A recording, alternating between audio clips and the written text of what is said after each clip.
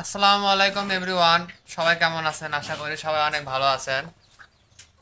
মাছের এত উত্তাপ বেড়ে গেছে যেটা বলার বাইরে। মাছে দাঁড়ানোর কোনো বুদ্ধি আমি পাচ্ছি না খুঁজে। আর গোয়ালে গরু না থাকার যে কষ্ট সেটা আমি পাচ্ছি তিলে তিলে। আজ বাদে কাল গরুটাতে বিদায় হয়ে যাবে ইনশাআল্লাহ। তারপর আবার হাটে যেতে হবে। হাটের যে বর্তমান কি অবস্থা তার বিষয়েও নাই কোনো ধারণা। হয়তো বা বেশি না হলে কম।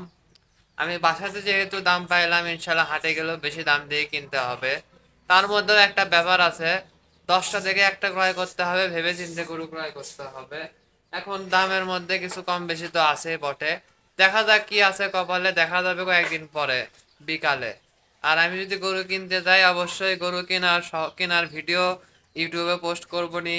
প্লাস গরুকে নিয়ে আসার পরে কি কি করা হয় না হয় সম্পূর্ণ সবকিছু আমি আপনাদের মাঝে অবশ্যই শেয়ার করব।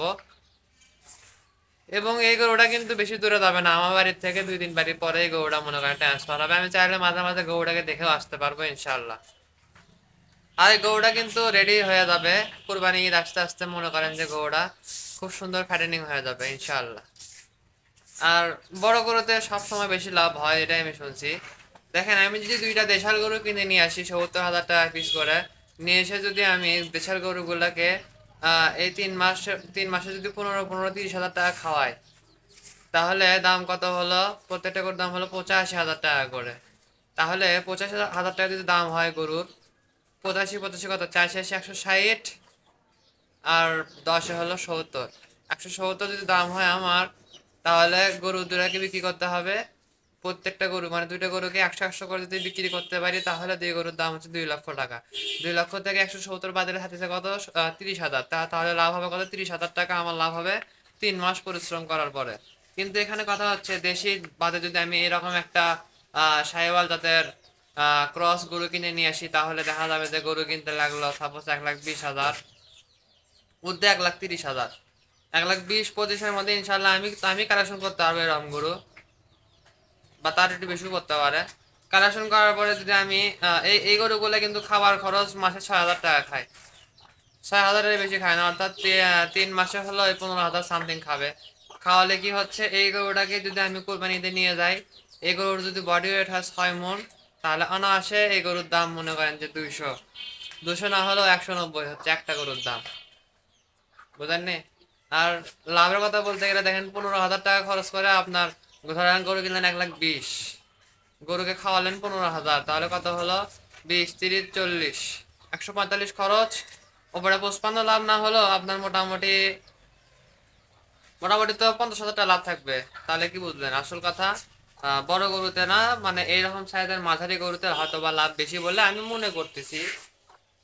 এখন সত্য মিথ্যা যাচাই করার দায়িত্ব আপনাদের একান্ত ব্যক্তিগত, আমি আমার ধারণা থেকে একটু বললাম আর কি।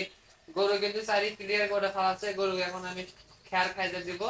খ্যারটা খাওয়ানোর পরে আর কোনো খাবার টাবার দেওয়ার সময় নাই, এরকম করে পালতেছি। অত খাবার দিতে পারবো না, যেটা সত্যিকারের কথা। কারণ গরু আজ বাদে কাল চলে যায়, এখন এখন থেকে ধান্দা করতেছি মায়া কমানোর, কারণ মায়া যত বাড়বে তত কষ্ট হবে, তাই না? একটা জিনিসের পিছনে নাকি 2 সপ্তাহ সময় দিলে তার প্রতি একটা মায়া চলে আসে। তারপরে দেখেন ভিউয়ার্স, এটা হচ্ছে আমার একটা ছাগল। ছাগলটা মনে করেন বাটু সাইজের অরিজিনাল দেশাল ছাগল। এই ছাগলটারে আমি পুষতেছি মনে করেন যে বাচ্চা টাচ্চা পাওয়ার আশায় বা অন্য কোনো কিছু করার আশায়। তারপরে তো এটা হচ্ছে আমার মুরগির ঘর। আগে পালতাম কবুতর, এখন পালতেছি মুরগি। আর এই যে এটা হচ্ছে আমার কুকুর ছানা, এটা আমি আর কি পালতেছি। তো দেখেন, গরুর ঘরটা আমার এরকম, বাইরে থেকে এরকম লাগে। দেখেন গরু কিন্তু খ্যার খাচ্ছে, গরু কিন্তু দানাদার খাবার খাওয়া একদম শেষ হয়ে গেছে ভিউয়ার্স। এখন মনে করেন যে গরু খ্যার খাবে, খাওয়া দেয়া ঘুমাবে, তো আমি সেইভাবে বন্ধ করে দিছি সবকিছু একবারে। এখন ওর কাজ হচ্ছে খাওয়া দাওয়া করে ঘুম পাড়া। তাহলে এখন কথা হচ্ছে ভিউয়ার্স, আমি যেটা কভার চাচ্ছি সেটা হচ্ছে গরু পালন। গরু পালন করা অনেক সহজ, অনেক ভালো একটা দিক, এটা আমি মানি। আপনারা মানেন বা না মানেন, এই যে দেখেন, এটা হচ্ছে আমার বাড়ি। এই দেখেন এরকম, এই দেখেন, এটা হচ্ছে আমার বাড়ি। আমার বলতে আমার একার না, আমার আর আমার বড় ভাইয়ের বাড়ি। এই বাড়ির মনে করেন যে ভবিষ্যতে অর্ধেক আমার, অর্ধেক আমার বড় ভাইয়ের। এটা নিয়েই সন্তুষ্ট বোধ করতেছি। এই যে দেখেন গরুর গোয়ালটা নির্মাণ করছে ওখানে, আলহামদুলিল্লাহ। যে ঘরটা বানাচ্ছি, ঘরটা বানাতে আমার 60,000 টাকা খরচ পড়ে গেছে। সেই হিসেবে কিন্তু আমি এখনো লাভবান হইনি, মানে আমার যখন গরু পালন করে লাভ করতে করতে যখন আমার 60,000 টাকা আর কি উঠে যাবে, তারপর থেকে আমি লাভবান, তারাই কিন্তু না। এই যে ভিউয়ার্স দেখেন, এটা হচ্ছে আমার গরুর খ্যারের পালা। মানুষের খ্যারের পালা মস্ত বড় হয়, আমার গরুর খ্যারের পালা ছোট, কারণ আমার একটাই মাত্র গরু। সে গরুর জন্য এতটুকু খ্যারে আমি মজুত করছিলাম, সেটাই আমি আস্তে আস্তে করে খাওয়াচ্ছি। আল্লাহর রহমতে আমার বিশ্বাস যে এই খ্যারটা দিয়ে আমার কুরবানি ঈদ পার হয়ে যাবে, আলহামদুলিল্লাহ, ইনশাআল্লাহ, বুঝেননি? আর এটাই হচ্ছে আমার বাংলা কথা। টিনের ঘর দিয়ে মনে করেন যে বেড়া দেওয়া, সাইডটা দেখেন টিন দিয়ে বেড়া দেওয়া।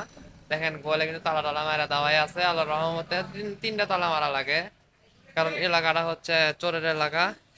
তালা মারে রাখি একটাই কারণে, কারণ বিপদ বিপদে পড়লে কেউ কারো পাশে দাঁড়ায় না, তাই নিজের জিনিস নিতে সাবধানে রাখবো। আমার কথা হচ্ছে চোর চুরি করো ঠিক আছে, কিন্তু সাবধানে চুরি করো।